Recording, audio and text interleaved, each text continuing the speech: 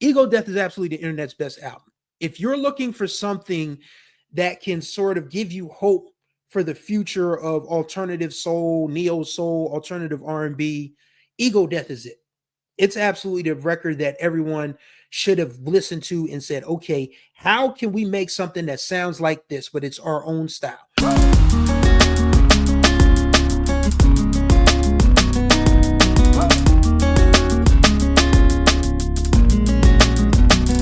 What's going on, everybody? Welcome back aboard for another ride on the Groove Line with your host, Chris Stevens. This is day 4 of the BMM 30 series here on the Groove Line.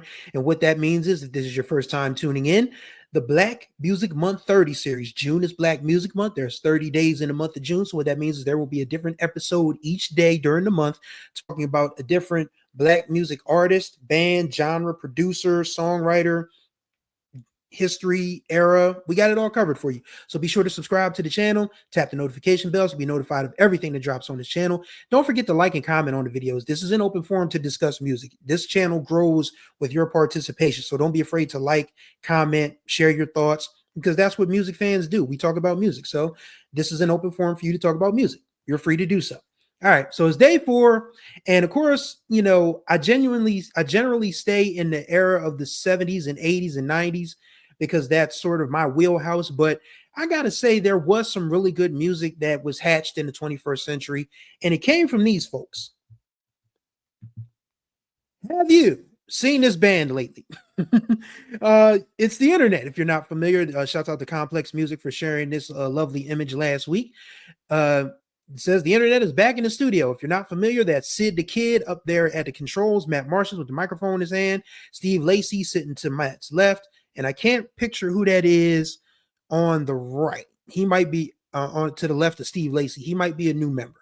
But what I can tell you is from 2011 to 2018, the internet put out 4 really good albums. Well, honestly, we'll say 3 and a possible. And we'll talk about that in a minute because I want to be fair in my rankings. This is a rankings episode. So this is where the debate comes in handy. If you're an internet fan and you stumble upon this, you are free to share your opinion. So yes, the internet is allegedly back in the studio. Hopefully that means there's new music coming. And I think what makes the internet such an intriguing prospect was because I have been long complaining about the lack of bands in Black music. And I mean, we're starting to see sort of an uptick of that. Like, side note, if you don't know who Butcher Brown is, go, to Spotify or Apple Music or Tidal, look up Butcher Brown, one of the best new bands out there from Richmond, Virginia. You won't be disappointed. But anyway, so I decided today I'm going to rank the 4 internet albums in order. This is my personal ranking. Yours might be different. Totally understandable. But we're going to get started, and we're going to start with number 4, which is their very first one, Purple Naked Ladies. That came out tail end of 2011, beginning of 2012, and it was just Sid and Matt at the time. This was before Steve and Jamil Bruner, who was Thundercat's brother, came on board as well. So these are the 4 songs that I enjoyed the most on there, and they're all about 2 or 3 minutes, less than 2 or 3 minutes long. There's Love Song 1, They Say, Lincoln, and Visions. And you could tell that this was just Sid and Matt trying to figure out what it was they were going to do. Because if you're not familiar, Sid was the studio engineer in the early days of Tyler, the Creator, and Odd Future Wolfgang Kill 'Em All. That's a long ass name, but that was their name. She was doing the stuff for, Tyler, Earl Sweatshirt, and the rest of that crew that used to do some really gothic, dangerous, horrorcore type stuff. And we'll talk more about why Black people have roots even in the gothic and horrorcore realms later on in the month. But yeah, these are the 4 songs that I enjoyed the most on Purple Naked Ladies. I mean, it's a really raw album. Like, it's literally just Sid and Matt figuring out their sound. And it's fun because you may not be completely entertained, but you start to listen to the songs, you listen to the ideas that they're fleshing out. It's like, okay, I see where they're trying to go with this. And then, if you listen to the albums in order, you see how they just keep getting better and better and better and better and better as a band. So once again, number 4, Purple Naked Ladies on the Groove Line rankings list. Once again, the songs that I enjoyed, the ones you might want to check out: Love Song 1, They Say, Lincoln, and Visions. We move on to number 3 now. And this is the last album they put out in 2018, Hive Mind. Now, Hive Mind has the misfortune of coming after their very best album, which is still yet to come in these rankings. When you put out an album that people literally cite as a new era of R&B of that everyone should be shooting for, mind you, it's hard to come back with something fresh, something different, something new. And they tried. And I mean, it wasn't a bad, I won't say Hive Mind is a bad album. It's better than Purple Naked Ladies, in my opinion. But when you drop an album as good as the one that they dropped in 2015 and they come back 3 years later and it's like, okay, all right, we're trying our best. I mean, but it's hard to outdo something that y'all consider a classic, but we're going to try. So come over and hold on or two, kind of like sort of, enticing songs for anybody that wants to kind of get somebody, in the mood or whatever.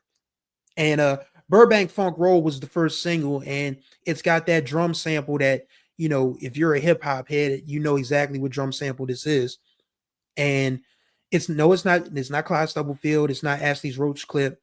It's the little stutter, just listen to Burbank Funk Roll. You'll know what I'm talking about, because I can't figure out that drum sample for my life, but I've heard it so many times before and I just can't figure it out. But yeah, Hive Mind comes in at number 3 for me. Number 2, this is actually my favorite internet album. Feel Good. And this came out in the fall of 2013. This was around the time I had started a new job, and I was excited to be back at work, even though that didn't last very long. But I'd started a new job, I was back on my feet, and this album, was something that just came along at the right time, because I was wondering where Sid and Matt had gone to, after the whole disillusion. I mean, dissolvement. Dissolution, is it dissolution or dissolvement? Either one of the two. Oh, that whole Odd Future crew, because of course, Earl Sweatshirt's mom sent him to a boarding school over in the South Pacific, and Tyler, of course, went on to be Tyler, as we know. But yeah, Sid and Matt came back with some heat with this one. I mean, You Don't Even Know with Tay Walker, that is a beautiful little slow jam. Shadow Dance is Sid. Um, you know, Sid was like, she was the front woman, and she was definitely the sauce of that band, like the ladies woman, if you would. So yeah, Shadow Dance is Sid on her own, just like, shining and, getting this woman to get naked for her and dance. Pretty cool song. Pupil to Patience is one of those, two songs in one joints.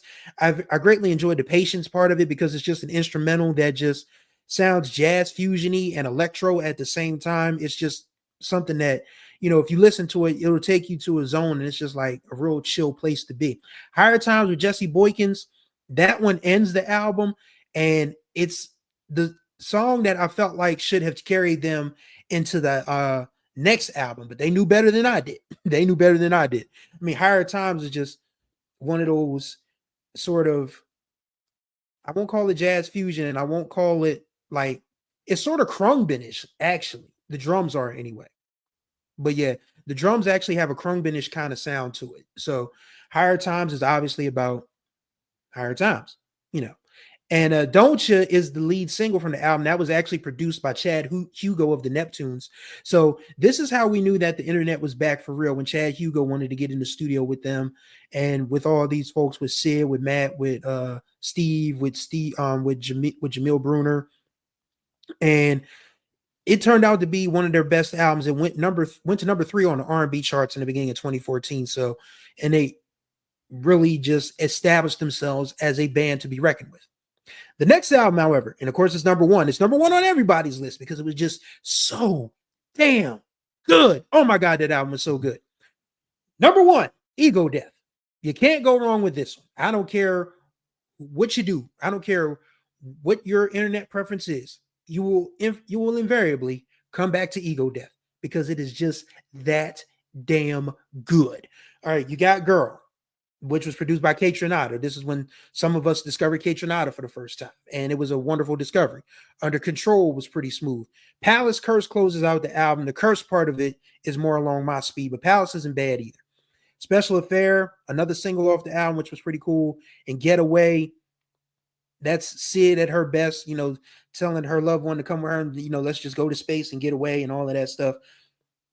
The entire album is full of heat. It's no skips. Ego Death is absolutely no skips. It's just one of those records that it's 10 years old now, because I remember going to see the Ego Death tour. I'm going to come off of the sidebar for a second. I went to see the Ego Death tour for my birthday in September 2015. It was at the Trocadero in Chinatown in Philadelphia, Pennsylvania. Of course, now Chinatown has just, Chinatown is still going to stand because people in Philadelphia finally got common sense to say, no, we can't put a basketball arena dead ass in the middle of Philadelphia. It belongs on South Philly. So the new Sixers and Flyers arena, that's where it's going to be. Good.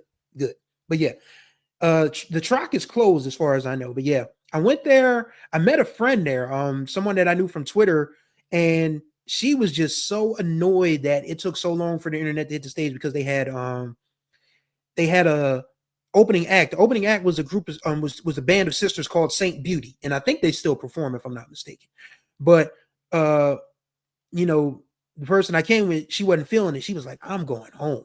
And I was like, well, I can't leave because I drove here from Wilmington, Delaware. But, you know, I stayed and I enjoyed that show from start to finish. Sid actually made fun of me because I forgot to turn my